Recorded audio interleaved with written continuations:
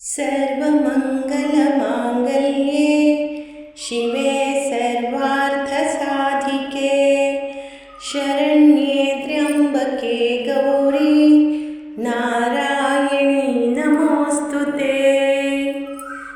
ಆತ್ಮೀಯ ವೀಕ್ಷಕರೇ, ನಿಮ್ಮ ಪ್ರೀತಿಯ ನಮ್ಮ ಮಕ್ಕಳು ಬ್ಲಾಗ್ಸ್ಗೆ ಸ್ವಾಗತ.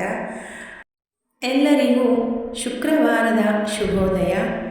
ಇವತ್ತು ಬನಶಂಕರಿ ಅಮ್ಮನವರ ಹುಟ್ಟುಹಬ್ಬ. ಹಾಗಾಗಿ ನಾನು ರಾಹುಕಾಲದಲ್ಲಿ ಪೂಜೆ ಮಾಡುವಂಥವರು ಒಂದು ಶ್ಲೋಕವನ್ನು ಹೇಳಿದರೆ ನಿಮ್ಮ ಇಷ್ಟಾರ್ಥಗಳು ಸಿದ್ಧಿಯಾಗುತ್ತೆ. ಆ ಶ್ಲೋಕವನ್ನು ಹೇಳ್ತಾ ಇದ್ದೀನಿ. ಖಡ್ಗಂ ಘಂಟಾಂ ತ್ರಿಶೂಲಂ ಲಿಪಿವಿಶದತರಂ ಬಿಭ್ರತಿಂ ದಕ್ಷಹಸ್ತೈ ಪಾತ್ರಂ ಶೀರ್ಷಂ ಸುಕೇಟಂ ಡಮರುಕಮಾನಿಕಂ ವಾಮನಹಸ್ತೈಸ್ತಿನೇತ್ರಂ ಸಿಂಹಹಸ್తం ತಾರಹಾರಂ ಗಧಮಣಿಮುಕುಟಾಂ ದ್ಯೋತಯಂತೀಂ ಪ್ರಸನ್ನಾಂ ವಂದೇ ಪೂರ್ಣೇಂದುಬಿಂಬಾಂ ಪ್ರತಿರುಚಿರಮುಖೀಂ ಶಂಕರೀಂ ಶಂಕರೇಷ್ಠಾಂ. ಖಡ್ಗಂ ಘಂಟಾಂ ತ್ರಿಶೂಲಂ ಲಿಪಿವಿಶದತರಂ ಬಿಭ್ರತಿಂ ದಕ್ಷಹಸ್ತೈಃ ಪಾತ್ರಂ ಶೀರ್ಷಂ ಸುಖೇಟಂ ಡಮರುಕಮಾನಿಕಂ ವಾಮನಹಸ್ತೈಸ್ತಿನೇತ್ರಂ ಸಿಂಹಹಸ್తం ತಾರಹಾರಂ ಗಧಮಣಿಮುಕುಟಾಂ ದ್ಯೋತಯಂತೀಂ ಪ್ರಸನ್ನಾಂ ವಂದೇ ಪೂರ್ಣೇಂದುಬಿಂಬಾಂ ಪ್ರತಿರುಚಿರಮುಖೀಂ ಶಂಕರೀಂ ಶಂಕರೇಷ್ಠಾಂ. ಖಡ್ಗಂ ಘಂಟಾಂ ತ್ರಿಶೂಲಂ ಲಿಪಿವಿಶದತರಂ ಬಿಭ್ರತಿಂ ದಕ್ಷಹಸ್ತೈಃ ಪಾತ್ರಂ ಶೀರ್ಷಂ ಸುಖೇಟಂ ಡಮರುಕಮಾನಿಕಂ ವಾಮನಹಸ್ತೈಸ್ತಿನೇತ್ರಂ ಸಿಂಹಹಸ್ತಾಂ ತಾರಹಾರಂ ಗಧಮಣಿಮುಕುಟಾಂ ದ್ಯೋತಯಂತೀಂ ಪ್ರಸನ್ನಾಂ ವಂದೇ ಪೂರ್ಣೇಂದುಬಿಂಬಾಂ ಪ್ರತಿರುಚಿರಮುಖೀಂ ಶಂಕರೀಂ ಶಂಕರೇಷ್ಠಾಂ.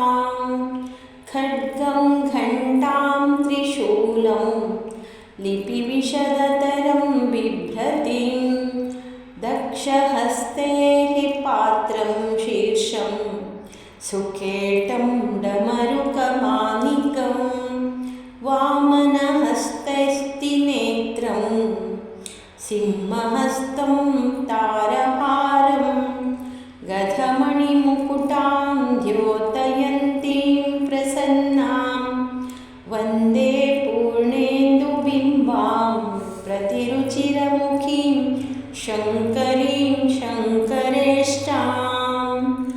ಖಡ್ಗಂ ಘಂಟಾಂ ತ್ರಿಶೂಲಂ ಲಿಪಿವಿಶದತರಂ ಬಿಭ್ರತಿಂ ದಕ್ಷಹಸ್ತೈಃ ಪಾತ್ರಂ ಶೀರ್ಷಂ ಸುಖೇಟಂ ಡಮರುಕಮಾನಿಕಂ ವಾಮನಹಸ್ತೈಸ್ತಿನೇತ್ರಂ ಸಿಂಹಹಸ್తం ತಾರಹಾರಂ ಗಧಮಣಿಮುಕುಟಾಂ ದ್ಯೋತಯಂತೀಂ ಪ್ರಸನ್ನಾಂ ವಂದೇ ಪೂರ್ಣೇಂದುಬಿಂಬಾಂ ಪ್ರತಿರುಚಿರಮುಖೀಂ ಶಂಕರೀಂ ಶಂಕರೇಷ್ಠಾಂ. ಖಡ್ಗಂ ಘಂಟಾಂ ತ್ರಿಶೂಲಂ ಲಿಪಿವಿಶದತರಂ ಬಿಭ್ರತಿಂ ದಕ್ಷಹಸ್ತೈಃ ಪಾತ್ರಂ ಶೇಷಂ ಸುಖೇಟಂ ಡಮರುಕಮಾನಿಕಂ ವಾಮನಹಸ್ತೈಸ್ತಿನೇತ್ರಂ ಸಿಂಹಹಸ್తం ತಾರಹಾರಂ ಗಧಮಣಿಮುಕುಟಾಂ ದ್ಯೋತಯಂತೀಂ ಪ್ರಸನ್ನಾಂ ವಂದೇ ಪೂರ್ಣೇಂದುಬಿಂಬಾಂ ಪ್ರತಿರುಚಿರಮುಖೀಂ ಶಂಕರೀಂ ಶಂಕರೇಷ್ಠಾಂ.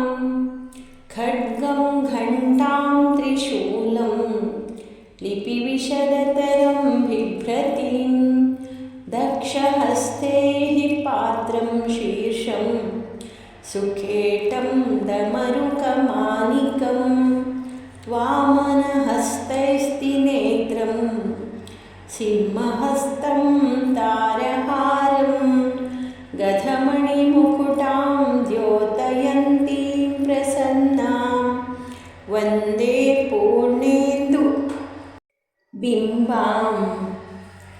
प्रतिरुचिरमुखीं शङ्करीं शङ्करेष्टां खड्गं घण्टां त्रिशूलं लिपिविशदतरं बिभ्रतीं दक्षहस्तैः पात्रं शीर्षं सुखेटं डमरुकमानिकं वामनहस्तैस्तिनेत्रं सिंहहस्तं तारहारं गधमणिमुकुटां द्योतयन्तीं प्रसन्नां वन्दे पूर्णेन्दुबिम्बां प्रतिरुचिरमुखीं शङ्करीं शङ्करेष्टां खड्गं घण्टां त्रिशूलं लिपिविशदतरं बिभ्रतीं दक्षहस्तैः